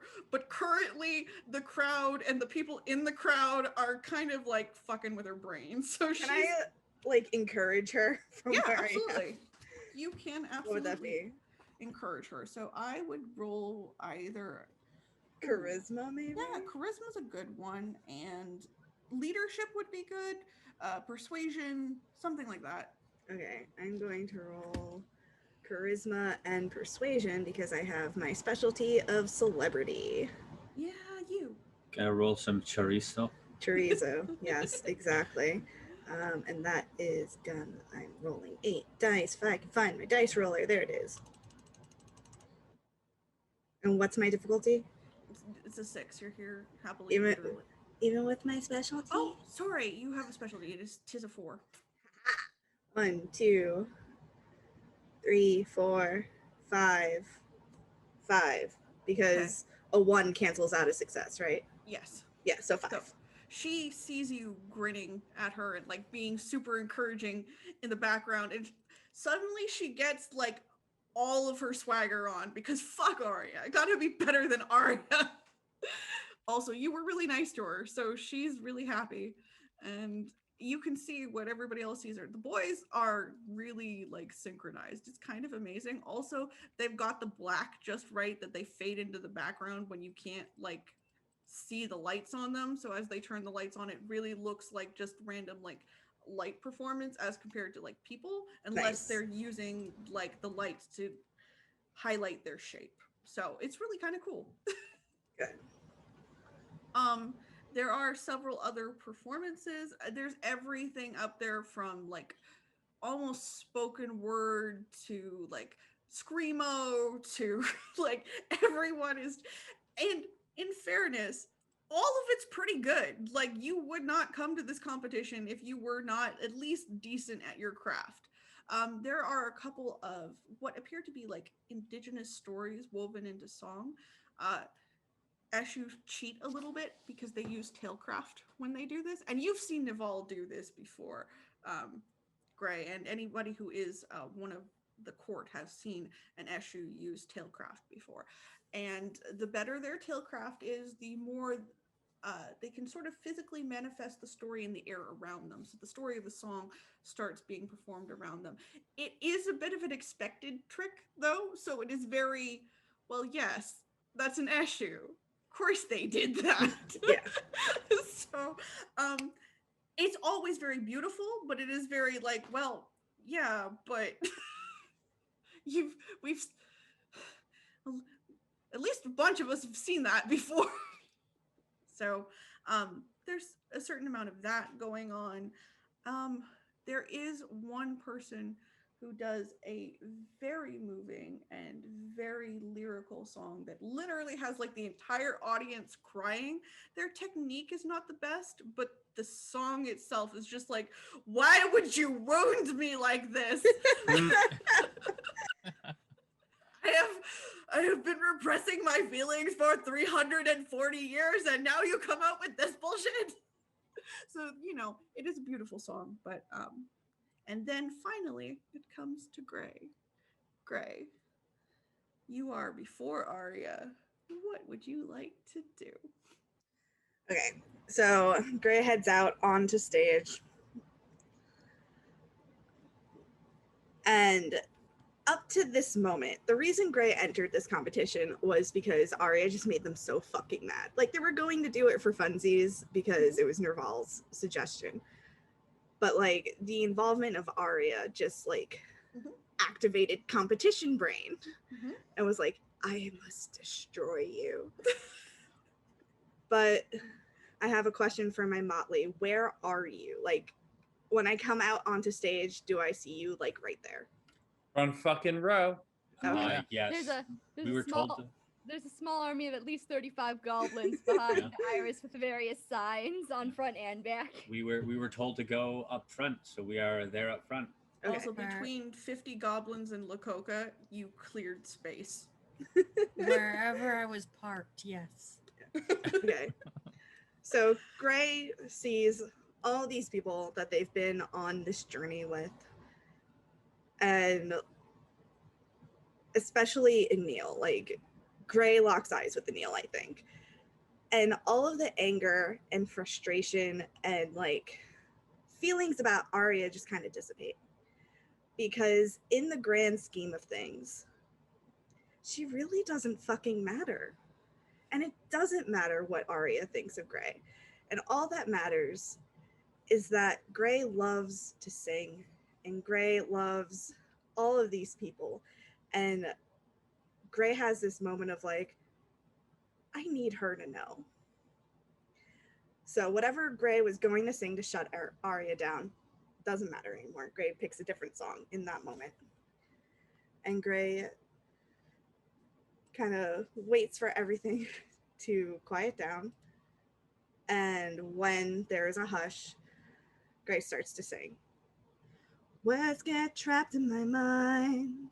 I'm sorry I don't take the time to feel the way I do.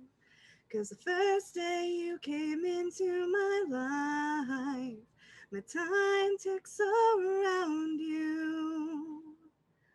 But then I need your voice as the key to unlock all the love that's trapped in me. So tell me when it's time to say I love you. All I want is you to understand that when I take your hand, it's 'cause I want to. We are all born in a world of doubt, but there's no doubt. I figured out I love you. And I feel lonely for all the losers that will never take the time to say what was really on their mind. Instead, they just hide away. Yet they'll never have someone like you to guide them and help along the way. Or tell them when it's time to say I love you. So tell me when it's time to say I love you. There is a pause and then a screaming roar of 50 goblins yelling, "Gray!" Jack is cheering just the loudest that he possibly can. Making use of that noisemaker. And now I do need you to roll something mechanically at this point. Yep. I would like to spend a willpower point, and Anne will actually try to scream. Okay. Oh, damn. I appreciate that. Madden is startled but very proud of you. The other thing is, just as a reminder, if you do not like the results you get, you can re-roll up to 3 dice by burning willpower. This is one of those moments that I would absolutely recommend doing that if the results are not what you want. However, roll me your charisma or appearance, somewhere in there, and your performance, please. Yes, And okay. use So I have your 2 specialties. I have celebrity and I have singing. Great. So we are, oh Lord, technically that, hang on. Technically, your difficulty is a 2. Yeah, but base difficulty, because we're not doing magic here, and there is somebody who's on par with you, which, like, I hate this scale, honestly. Let's go for a 7. Your difficulty is a 3. Okay. Is All right. Is Anil close to like Anne at some point? Yes. Oh, wait, I rolled too many. Anne will try and get Anil's hand if she allows it, and she'll put the Ace of Cups into her hand and say, "Good luck." I'm going to burn a willpower point because I rolled 3 2s and I want to get rid of them. That's fair. And Anil, You'll look at this card and be like, I don't know what the fuck this means. You She'll- know me better than that. Passes. Noise. she'll, Jesus Christ. she'll You got quietly 8, say, 8, 9, 8, 7, 6. "Love, new relationship, and intense emotion. Good luck." Anil start crying. There is like dead silence minus the goblins just screaming on command because they are goblins who have been commanded by the Goblin Queen to support Gray, so they are excited for Gray. Full stop. Iris is yelling too because she doesn't know the decorum when it comes to this. She's never been to a concert before. This is her first. And then the audience joins in the roar, and it is so loud it shakes the ceiling. And from behind you, because I have two gods in the room, a great wave just rises up behind you like a tidal wave and just hovers there for a second before harmlessly dissipating. And, sorry, you go. No, I was going to say, Anil, if you happen to glance over at the chairs, you can see the female figure just in profile staring at the male.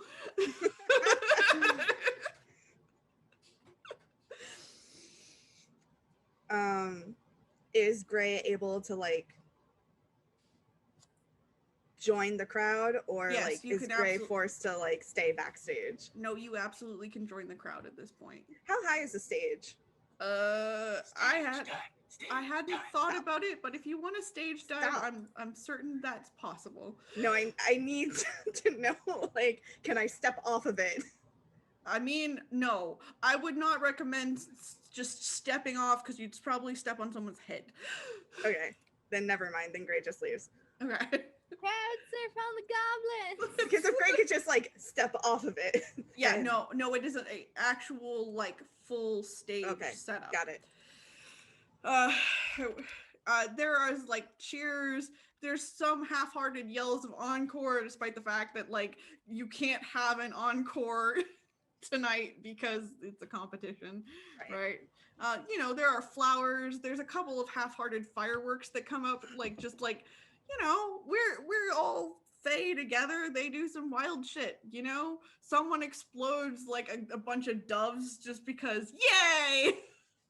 Not like explodes them into like the doves exploded. They explode into the air is what I'm trying to say. We're in a John Woo movie.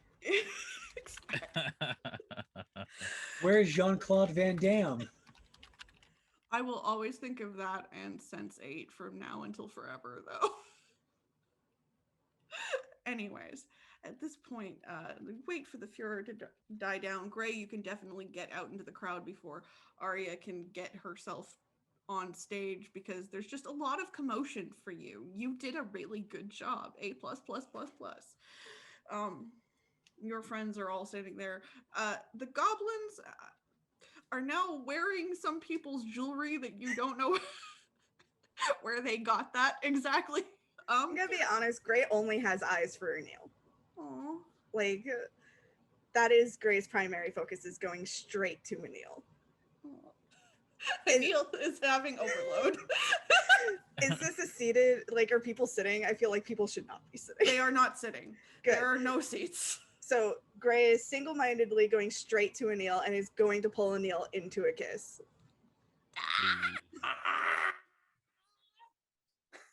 Madden leans into an psychotic and goes, "Aww."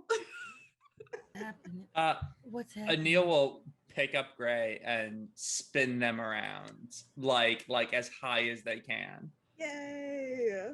And Madden will say, "Gray and Anil are being cute."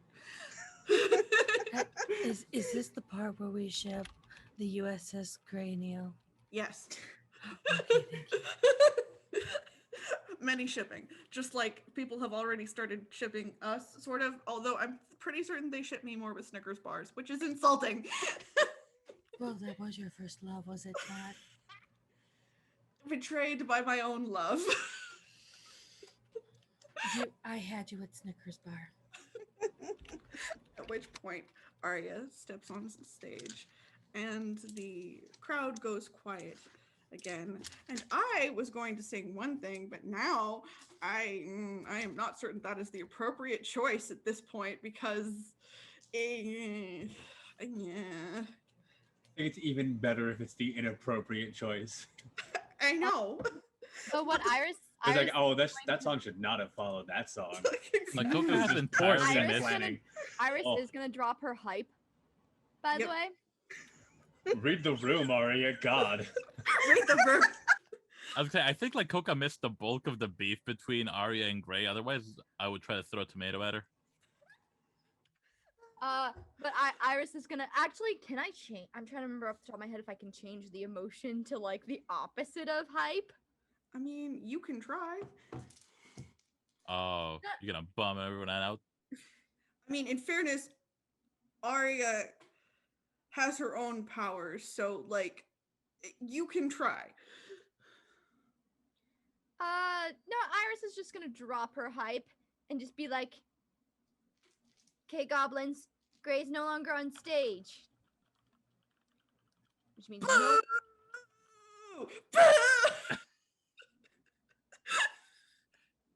God bless these little terrorists. Sorry. A phrase that should be said more often, really. God's all blessed. They might be little terrorists, but they're my little terrorists.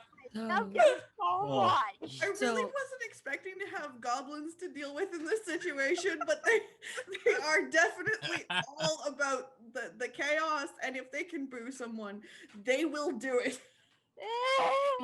And pulls the devil's card and shows it to Madden. This will be over soon. Lord, it will. Anyways. Is there any leftover food from whatever the party was before? There's food around, yes. I would like to try to arm the goblins with cherry tomatoes. If Gray notices this, they are going to like reach over and put a hand on Lakoka's shoulder and just be like, "Stop." In fairness, Okay, I guess. you could also just whisper to the goblins to go get food, and that will probably do just as well, because remember, they are agents of chaos. Let's be polite. Arya deserves her opportunity to lose, the same as everyone else does. I love you a lot. There's no reason. We don't have to do anything. We can just let her fail. We I'm are still under that effect, by the way, because I've been playing as if I was. Oh, which effect? Because you have been under several. The darkest desires. No, it's wearing off. Because she's still a goblin queen, because that. And she's like, yeah, no, I was considering having the goblins go backstage and gank her, but. Oh, God. She's gonna murder? No. What? Iris. Counter Iris. offer. Why not? Because she's just an asshole. You don't No, kill people for that. She took a contract and a deal. She did. I mean, she'll come back. I mean, It's fine. We just get a break from her for a while. She took a mark. and I took a contract with the Mother of Winter. Are we killing people for that now? We are? I mean, I just No. found somebody. Gray looks at the rest of you, y'all. At which point, Arya, I know this is not like the most popular like musical for some people, but The Greatest Showman, the Never Enough sequence in there with that giant fucking ball gown she's wearing. Okay, well, she stands in the middle of the stage on the single spotlight type thing, and it's this big white ball gown that just like fans out into like the back of the stage type thing and sings to a rapt audience of silence. Yeah, that's the mood Arya was going to try for. I don't know that she's going to succeed at it, but she was trying. Anyways, I only have a little bit of something here, and it's really not what I don't know if I can follow that, but guys, here we go. Anyways, Arya waits for the uproar to die down, possibly does something to suppress the uproar to make it die down, so she gets silence for a minute. It will not impact you because you all have a different thing. Also, the goblins are just out of her control because they belong to Iris currently. So, but a semi-hush falls upon the audience. And in fairness, she does have a reputation, so, give her a fair shake and all that. and she opens her mouth and she goes, "Oh God!" And now I've lost the tune. I hate myself so much. I hate this. You've got this, Spectre. Yeah. I'm trying to watch Spectre's face to see like if this is gonna go good or bad for me. It's gonna go bad for me is what it's gonna do. I'm cheering you on. Boo character. Yay, Spectre! Allah was made a distant moon ago here. July and August cannot be too hot. And as she sings this, you can feel the weather start to change in the room, which is an interesting little effect that she can do. And there's a legal limit to the snow here in Camelot. The winter is forbidden till December, and exits March the 2nd on the dot. By order, summer lingers through September in Camelot. While there is more to this song, I cannot sing it. So the tempo changes after that, and we will find out how well she does. However, as she sings the song, it is very apparent that she has some ability to manipulate this song to change the surroundings around her, which, whatever you think of Aria and her personality, she has superb talent that I do not have. That's a fucking lie. You did great. And let's see, why are you here?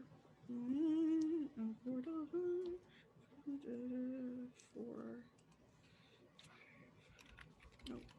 Nope.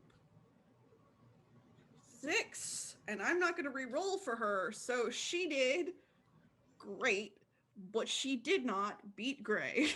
Yes! Victory is mine! That's just me saying that. That's not Gray. Gray would never.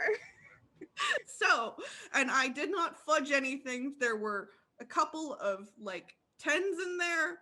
She just rolled a handful of 3s as well. So, yes. So, there is applause for her because it is an excellent performance. But coming off of Gray's fantastic performance, the screaming of the goblins, the hype gene that has been removed from the audience, it doesn't quite land, and it should have landed, but it wasn't there. And then as she bows and there's like applause and like, yeah, that was really good, but that actually happened. One lone goblin throws a tomato at her and it goes all over her dress. Hold on. When I see a tomato flying, I would like to use Legerdemain to stop it. Okay. Because that's a step too far. It This is- Gray's like also clapping. I don't know if this is the 1 pip or 2 pip cantrip, but one of them Works. should Yes. just do it. Spend a point of glamour. It's just a tomato. Yep. You catch the tomato. Yep. The goblin I throw boos it back you. at the goblin. It gets thrown immediately back at the goblin. It looks at you, and there's this kind of war between, I'm not sure if insulted or friend. Because they are tiny terrorists. I'm gonna hold my hand out for a high five. Roll a charisma. And, let's go for empathy. After this is done, is there a way that Anne can make her way to the thrones?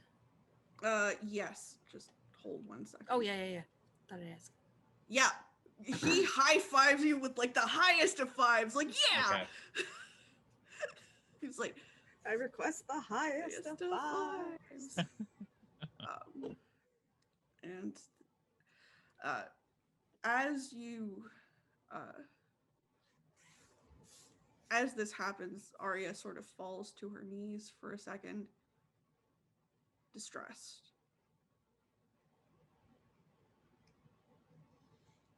Gray is gonna get on like go to help her. Okay. Annunciata, while you can make your way over to the thrones, I would say that as a storyteller, I was going to pull the 2 members of those thrones on stage in a minute. So do you want to do something before?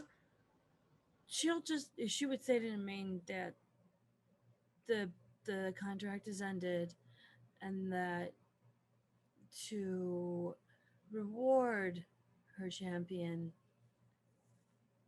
the best she did.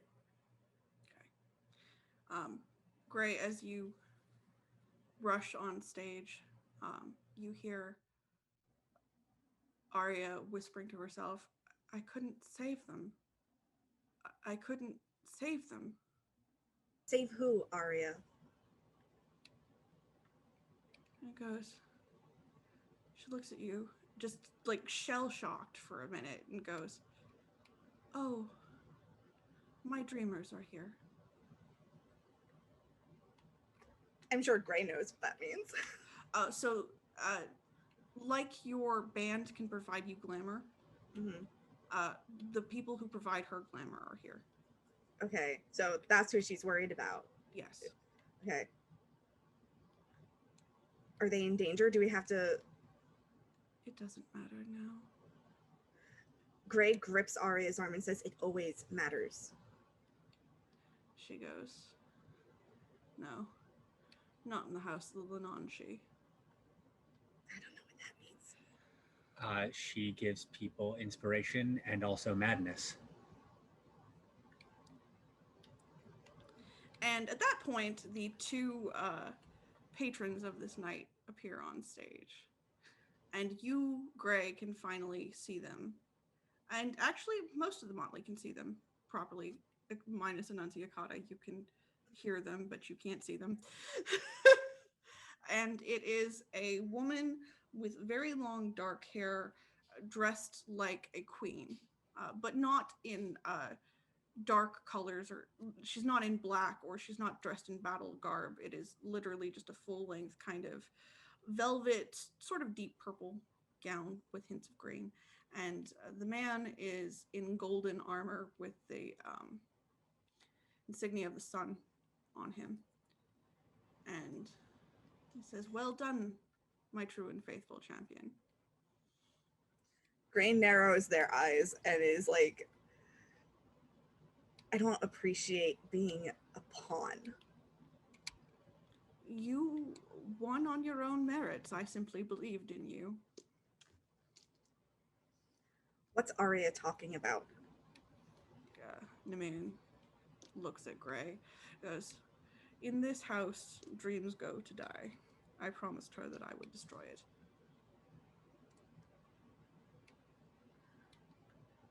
Can the Motley hear this conversation?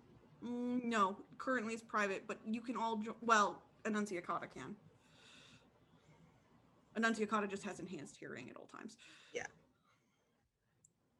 Because me, the player, I'm like, I don't know what this means. It's fine. Like, should I be angry? Should I be fighting? Well, you should not be fighting. In this particular case, the many faces of the Morrigan have not done the thing that Arya is upset about. Neither has Lute. Okay, so neither of them are to blame. No, this is a function of what Cressida is. And Cressida hides it as pretending to be a Fiona. Okay. Hey, listen. Cool. John, the player, wants to burn this place to the fucking ground. So someone get me the in-game knowledge I need to go start doing that, because I can't just yet. Well, Gray is about to say to Arya, we will fix it together. Nemain looks at Gray and says, your Motley member has negotiated on your behalf. I feel like Gray would instantly know that that was Annunciata and look out at her. There's nothing, she hasn't made no promises for you, but I have made promises for her. We will attempt a truce, and I and my brother will find you space to plant a new story. And we will see if your way works better than ours. Find your way to the outer gates, and we will find you the soil. Okay. And the two of them shimmer out of existence. And then that weird field where nobody could quite remember what they were doing there seems to lift.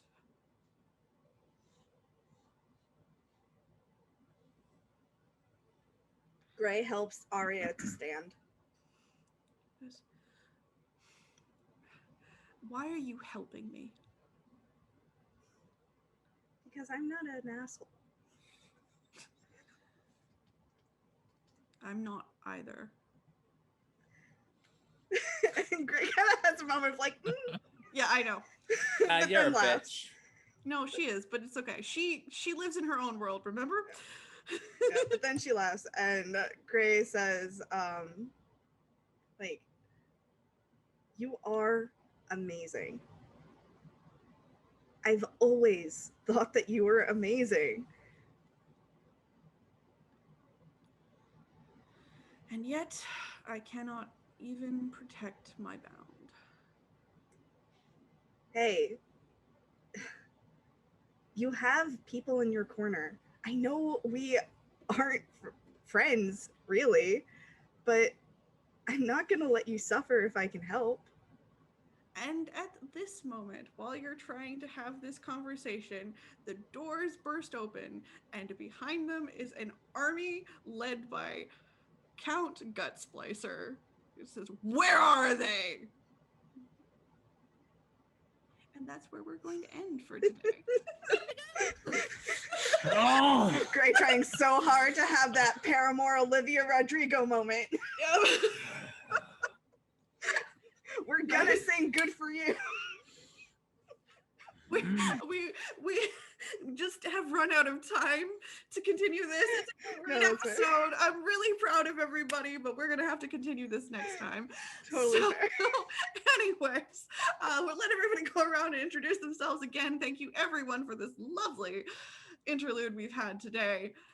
MJ, kick us off. Hi, I'm MJ Bradley Lestrange. I'm a writer and podcaster. You can follow my work on certainpov.com. If you're curious, the song that I sang was When It's Time by Green Day. It was featured in the American Idiot musical. Awesome. And John. Hi, I'm Professor John Bradley Craving Violence Lestrange. You can find me on TikTok at The History Wizard, where there's a lot of violence. And Rhea. Hi, I'm Rhea. I didn't expect to have a song sung to me / my character, who's basically a stand-in for me tonight, and I'm going to cry Jasmine. You can find me crying on Twitter at explosive_donut, where I'm going to go cry. Following that up, Velvet. Hi, I've been Velvet. I don't cry because LASIK completely dried up my tear ducts mostly, but hello. You can find me pretty much everywhere on the interwebs at OG Brown Sugar, mostly the bourbon streaming apps. Awesome. And Michelle. Hi, my name is Michelle C. Light, and the C stands for Craving Violence Bradley Lestrange. Yes! And you can find me pretty much everywhere at Michelle C. Light. And I've got stuff that I'm excited that I'm going to be announcing soon. Awesome. We are excited for you. And Junie made a contract with a god. How are you feeling tonight? Greetings and salutations. Today's episode was by the number 5. Why? Because I don't know. And also the tower, because we're all craving violence. Is 5 the number of cards that you drew today? No. But 5 is my favorite number. Anyhow, you can find me on the interwebs. I do the things, I do the stuff. And yes, I did find a goddess. Hi, how you doing? And I, as always, am your local Chaos Springer Spectral Effect.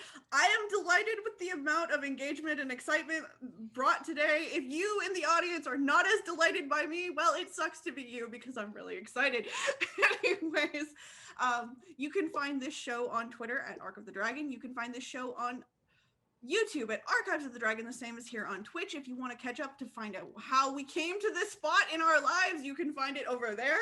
You can also find our backups of our one-shots, of our vampire show, which is on Saturdays at 1 p.m. and is Sudbury by Night, run by the wonderful Unconscious Celestial. We also bi-weekly do a Mass Effect game run by John Craving Violence Bradley Lestrange over there. So that is also a thing that we do. I will be putting out a call for some specific type of applicants for playing City of Blood, which we will do as a one-shot coming up here soon after this season is over. I'm really excited to do that. Our lovely player who plays Laurel for us on occasion wrote the setting, so we will be doing that. I'm very excited about that. And have I forgotten anything except to tell you to give us money? Give us money. Money, please. Money, please. Exactly. Anyways, thank you all for supporting us, regardless of whether you have the money to support us right now or not. We really do appreciate all the viewers who come in and check in on us. I love you, and we'll see you next week.